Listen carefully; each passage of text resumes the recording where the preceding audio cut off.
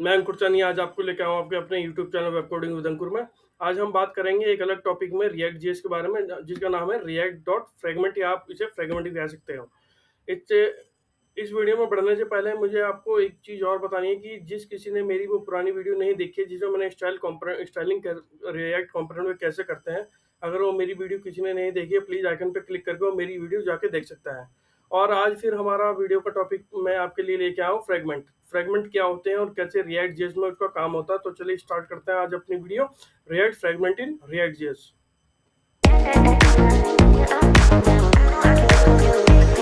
तो जैसा कि आपने लोगों ने देख ही लिया होगा कि आज हमारी वीडियो को क्या टॉपिक होने वाला है। आज हम बात करेंगे फ्रेगमेंट के बारे में। मे भी कई लोगों को आपको पता होगा कि फ्रेगमेंट क्या होता है और क्यों हम रिएक्ट जेएस में यूज़ कर सकते हैं। जिन किसी को नहीं पता आज मैं उनके बारे में एक आपको थोड़ा डिटेल व्यू दूंगा, हाँ, कि कैसे हम रिएक्ट कंपोनेंट को रिएक्ट फ्रेगमेंट को यूज़ कर सकते हैं और क्या किस किस तरीके से हम रिएक्ट फ्रेगमेंट को अपने रिएक्ट एप्लीकेशन में यूज़ कर सकते हैं। ठीक है, तो अभी के लिए क्या करता है, चलिए मैं चलते हैं अपने विजुअल स्टूडियो कोड की तरफ, जहाँ मैं आपको बताऊंगा कि कैसे क्यों हमें रिएक्ट फ्रेगमेंट की जरूरत पड़ी और क्या इसका कैसे कैसे तरीके से हम इसे रिएक्ट फ्रेगमेंट को यूज कर सकते हैं। तो चलिए चलते हैं अपने विजुअल स्टूडियो कोड की तरफ। कर रहे हैं रिएक्ट फ्रेगमेंट रिएक्ट जिसमें क्या होता है, उससे पहले आज क्या करता है, हम छोटा एक डेफिनेशन ले लेते हैं कि हम रिएक्ट फ्रेगमेंट रिएक्ट जिसमें क्या होता है। तो चलिए उसके लिए हम चलते हैं रिएक्ट डॉट डेव, जो हमारे पास डॉक्यूमेंटेशन अवेलेबल होती है रिएक्ट के डेवलपर्स के लिए। तो हम जैसे फ्रेगमेंट की पहले हमें मिल गया, तो हम फ्रेगमेंट लेंगे और फ्रेगमेंट के लिए हमें क्या करना पड़ेगा। फ्रेगमेंट हमें ये फ्रेगमेंट आपको जैसे कि ये दिखाई दे रहा है, हाँ, फ्रेगमेंट का यहाँ इन्होंने हमें एक वो दिया है। फ्रेगमेंट एक तरह का एलिमेंट, एक तरह का एलिमेंट होता है, उसे हम डबल ओपन ब्रशेज और इस तरह से भी यूज कर सकते हैं। ये क्या करता है, ये ग्रुप ऑफ एलिमेंट को विदाउट रैपर नोड का यूज करने का। रैपर नोड क्या होता है वो अभी मैं आपको बताऊंगा। रैपर नोड क्या होता है, आपके जैसे आपके दो एलिमेंट है, आपको उसे रैप करना, तो यहाँ आपको डिव और डिव देना पड़ता है, वो एक रैपर नोड की तरह होता है। रिएक्ट जो फ्रेगमेंट है तो वो एक तरह से रैपर की तरह काम करता है। ठीक है, अब तो रिएक्ट में रिएक्ट फ्रेगमेंट ये काम करता है कि वो क्या होता है, ग्रुप करता है टुगेदर जो एलिमेंट होता है आपको एक ही सिंगल एलिमेंट में। ठीक है, तो वो कैसे करेंगे, तो चलिए चलते हैं अपने विजुअल स्टूडियो, वहाँ मैं आपको बताऊंगा कि ये कैसे होता है। पर हाँ, यहाँ एक चीज और है, इसे एक एम्प्टी टेक्स्ट की हेल्प से भी आप इसे शॉर्ट फॉर्म में ऐसे लिख सकते हैं। ठीक है, तो चलिए चलते हैं अपने विजुअल स्टूडियो कोड की तरफ, यहाँ आपको ये दिख सकता है। तो अभी मैं आपको बताने वाला हूँ कि रैपर नोड क्या होता है। अभी जो हमने बात करी रैपर नोड क्या चीज होती है, जैसे कि आप देख सकते हैं यहाँ,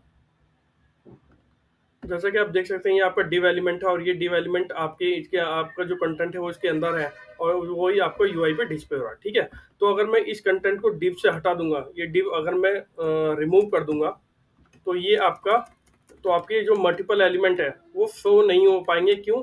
क्योंकि मल्टीपल एलिमेंट शो करने के लिए आप एक रैपर की जरूरत होती है जो ताकि पूरी जो एलिमेंट आपके मल्टीपल एलिमेंट है उन्हें as a single element treat करें। तो उसके लिए क्या कर सकते हैं, जैसे अभी क्या हुआ, जैसे आपका डिव लगा हुआ था, तो मैंने पेज को रिफ्रेश करूंगा तो देखिए ये हमें इशू दे रहा है। ठीक है, ये हमें इशू दे रहा है कि क्या कह रहा है कि ये हमें क्या इशू दे रहा है कि encoding did you want JSX fragment. यहाँ देखिए आपने डिव हटा दिया तो ये ऑलरेडी खुद ही पूछ रहा है कि आपको जेएसएक्स फ्रेगमेंट की जरूरत है नहीं है, और किससे डिनोट करता है, एम्प्टी टैग से। ठीक है, तो अभी के लिए ये है कि तो यहाँ क्या किया, तो हमने अभी यहाँ div as a wrapper tag लगा दिया। ठीक है, आप इसे कॉपी करेंगे और मैं इसे पेस्ट करूंगा। ठीक है, सेव करेंगे और ये आपका चल जाएगा। आप यहाँ देखोगे तो ये आपका सही चल रहा है। ठीक है, ये एक तरह का रैपर टैग है। अब हमें रिएक्ट, जब ये आपका दिमाग में एक क्वेश्चन होगा, जब आपके पास ऑलरेडी एक डिव रैपर टैग है तो आपको रिएक्ट फ्रेगमेंट की जरूरत क्यों पड़ी। उसका कारण ये है कि कई बार ऐसा होता है कि ये जब ये डिव लगा हुआ है, तो जैसे कि आप यहाँ देखेंगे अपने होम पेज पे, जब आप इसे इंस्पेक्ट करेंगे और इस पे लिंक ले जाएंगे, तो आप यहाँ देखेंगे कि डिव रूट के अंदर ये डिव ऑलरेडी क्रिएटेड है। ठीक है, प्रॉब्लम डिव के साथ ये होती है, डिव को हम रैपर एज अ यूज कर सकते हैं, लेकिन डिव के साथ ये होती है जब भी हम डिव को एज अ रैपर नोड लेते हैं तो वो डिव क्या होता है, डोम में ऐड हो जाता है। ठीक है, जैसे यहाँ आप देख सकते हैं कि S3 के ऊपर डिव है, जो कि ऑलरेडी हमने यहाँ डिव दिया, तभी ये हमारा ये डोम में ऐड हुआ। ठीक है, अब क्या होता है कि कई बार हमें करना है, मल्टीपल एलिमेंट करने होते हैं, तो हमें बार बार हमें डिव देनी पड़ती है। पर कई बार ऐसी सिचुएशन भी आती है कि जहाँ हमें एक्स्ट्रा नोड, ये क्या होता है, डिव एक एक्स्ट्रा नोड है जिसका कोई मतलब हमें यूज करने का कोई वो नहीं है, कोई हमें रिस्पॉन्स, कोई हमें उसका फायदा नहीं है। तो उस चीज को नेग्लेक्ट करने के लिए हमने रिएक्ट फ्रेगमेंट का यूज किया है। तो रिएक्ट फ्रेगमेंट क्या काम करता है, तो रिएक्ट फ्रेगमेंट क्या काम करता है, वो एक एम्प्टी टैग बनाता है, ठीक है। मान लीजिए आपको मैं अभी आपको करके दिखाता हूँ, एक एम्प्टी टैग मैं देता हूँ, क्योंकि आपको अभी मैंने पीछे दिखाया एक एम्प्टी फ्रेगमेंट। तो या एम्प्टी फ्रेगमेंट देंगे तो आप जब रिफ्रेश करोगे अपने इस पेज को, अभी पहले क्या हो रहा था आपके इस पेज पे, यहाँ एक div element, extra div element attach हो रहा है, तो रिलोड करेंगे और आपके अपने इस एलिमेंट पे जाएंगे।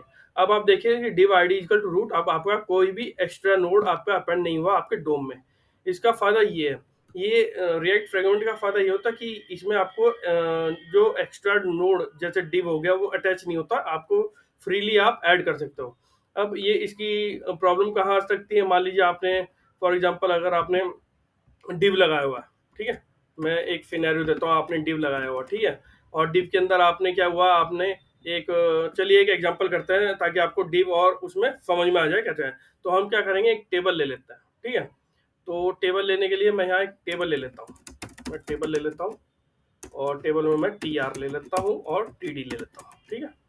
टी डी में टी डी में हम ले लेते हैं आपको नेम, और टीडी में हम आईडी और नेम ले लेते हैं, आईडी और टीडी में ले लेते हैं नेम, ठीक है। और टीआर के बाद हम ले लेते हैं कॉलम। तो कॉलम के लिए हम क्या करेंगे, सेव करते हैं, देखते हैं टेबल आपका विजिबल हुआ नहीं हुआ, F12 करेंगे।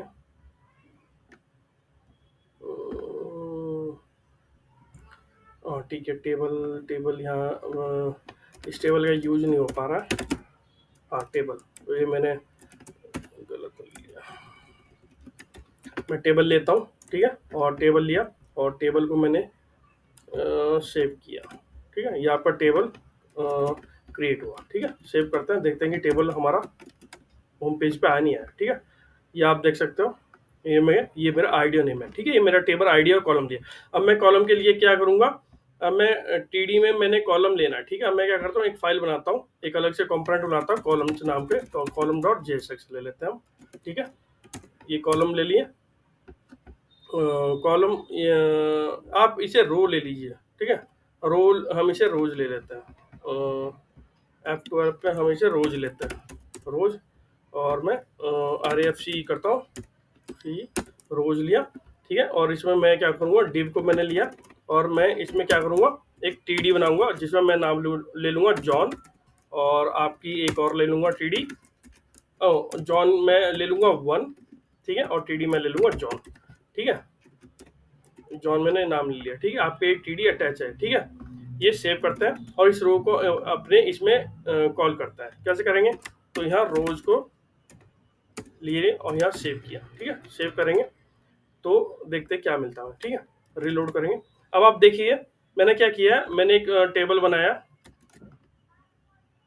एक सिंपल सा आपको एग्जांपल समझाना चाह रहा हूँ कि कैसे डिव और रिएक्ट फ्रेगमेंट कैसे चेंज वो हो सकता है, ठीक है।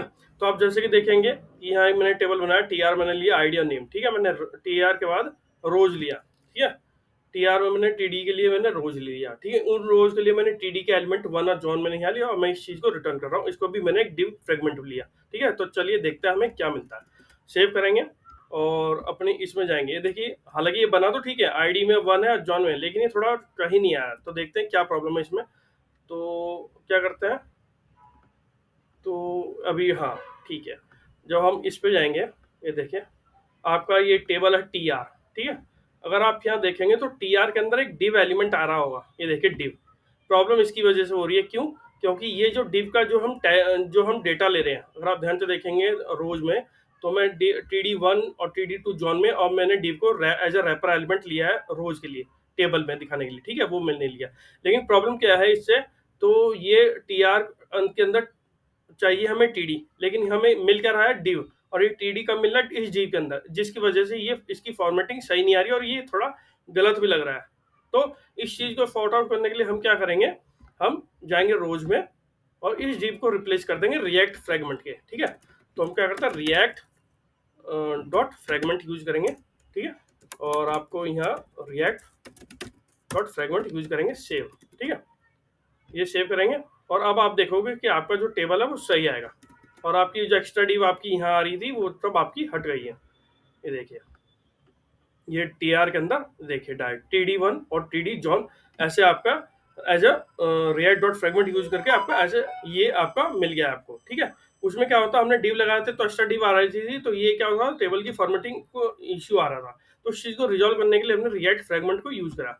अब क्या होता है, रिएक्ट फ्रेगमेंट हम दो तरह से यूज कर सकते हैं। पहले जैसे मैंने यहाँ आपको बताया रिएक्ट डॉट फ्रेगमेंट है, अगर एक तरीका ये है या एक तरीका और है जिसे हम यूज करते हैं, जैसे मैंने अभी आपको बताया कि एम्प्टी जेएसएक्स यूज करते हैं, उसके एम्प्टी टैग यूज, जिसे हम एम्प्टी टैग भी कहते हैं, ठीक है। उसके लिए हमें क्या करना पड़ेगा, हमें ये सब हटाना पड़ेगा और ये भी आपको हटाना पड़ेगा, ये सब आपको हटाना पड़ेगा और ये सेव करना पड़ेगा, ठीक है। अब आप ये सब आपको सेव करना पड़ेगा, ठीक है। कंट्रोल जेड, ठीक है, सेव किया आपने। और अब आप देख सकते हैं आपका कुछ भी चेंज नहीं होगा। ये देखिए आपके फाइल में भी, इसमें भी आपको कोई चेंज नहीं है, क्योंकि हम इसे एम्प्टी जेएसएक्स टाइप की हेल्प से भी हम ऐसा कर सकते हैं। तो डिव और रिएक्ट फ्रेगमेंट, आपको आई होप आपको ये डिफरेंस समझ में आ गया होगा कि हम क्यों हमें प्रॉब्लम आ रही थी जब हम डिव को as user tag, wrapper tag ले रहे थे, तो ताकि एक्स्ट्रा नोड हमारी डोम में ऐड ना हो, इसलिए हमने रिएक्ट फ्रेगमेंट को इंट्रोड्यूस किया रिएक्ट ने, ताकि आपको एक एक्स्ट्रा नोड जिसकी हमें कोई जरूरत नहीं है वो डोम में ऐड ना हो। तो इससे क्या होता है परफॉर्मेंस। अब इसमें मुझे रिएक्ट फ्रेगमेंट में आपको लास्ट में एक चीज बतानी थी कि आप रिएक्ट फ्रेगमेंट में की भी ऐड कर सकते हो। जैसे आप एल में हम यूनिक की आइडेंटिफाई करते हैं, आइडेंटिफाई करने के लिए हम की यूज कर सकते हैं लिस्ट आइटम में, तो वैसे ही हम रिएक्ट फ्रेगमेंट यूज कर सकते हैं। तो चलिए देखते हैं कैसे करते हैं। चलते हैं अपने विजुअल स्टूडियो और यहाँ मैं आपको एक फाइल बना के दिखाऊंगा जो मैं आइटम लिस्ट लूंगा, ठीक है। मैंने यहाँ एक आइटम लिस्ट ली, मैं एक वो लूंगा और एक यहाँ लूंगा वेरिएबल्स आइटम्स और एरे ऑफ ऑब्जेक्ट को पेस्ट करूंगा, ठीक है। ये मैंने एरे ऑफ ऑब्जेक्ट क्रिएट करे हैं और ये मैं बनाए हैं, ठीक है। अब इसमें मुझे इसमें कॉल करना है, तो मैं क्या करूंगा, डिव एलिमेंट, तो मैं क्या करूंगा, आइटम्स डॉट मैप यूज करूंगा और आइटम या और रिएक्ट फ्रेगमेंट डॉट फ्रेगमेंट, ठीक है। और यह सेव करूंगा और यहाँ H2 में टाइटल कॉल करूंगा, किसका, आइटम का, आइटम डॉट टाइटल, और डिस्क्रिप्शन भी मैं कॉल करूंगा की में आइटम डॉट डिस्क्रिप्शन, ठीक है। और इसमें मैं इसे की में दूंगा यहाँ, जैसे कि आप देख रहे हैं आइटम डॉट आईडी, ठीक है। ऐसे मैं इसमें की दे सकता हूँ, ठीक है। जब मैं इसे सेव करता हूँ और मैं इस आइटम लिस्ट को अपनी इस ऐप में कॉल करूंगा, सेव करता है आइटम लिस्ट फ्रेगमेंट,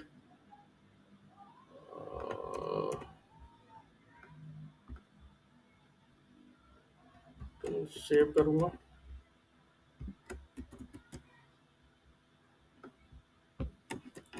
अब सही हो गया, ठीक है। आइटम लिस्ट में दोबारा स्टार्ट कर देता हूँ, दोबारा स्टार्ट हो गया मेरा सर्वर और मैं रीलोड कर दूंगा। आइटम लिस्ट मुझे कॉल कर ली मैंने, आइटम लिस्ट मैंने यहाँ से कॉल करी और आइटम लिस्ट मैंने लोड की, ठीक है। आइटम, ये आइटम है, आइटम लिस्ट, ठीक है। सेव करूँगा,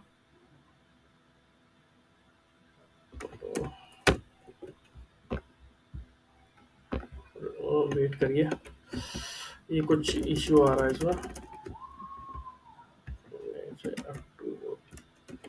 कैपिटल आई होना चाहिए था, ठीक है। और आइटम लिस्ट, ठीक है। अब सेव करो और मैं चलाता हूँ, ये देखिए इस तरह से आपके आइटम आ गए। और F2 में आपको रिएक्ट फ्रेगमेंट में आपको आईडी तो देखने को नहीं मिलेगी, क्योंकि रिएक्ट फ्रेगमेंट जो होता है वो एक एम्प्टी टैग है, तो इस तरह से आप रिएक्ट फ्रेगमेंट में आईडी भी यूज कर सकते हैं, जैसे मैंने की में आइटम डॉट आईडी करके यूज किया है।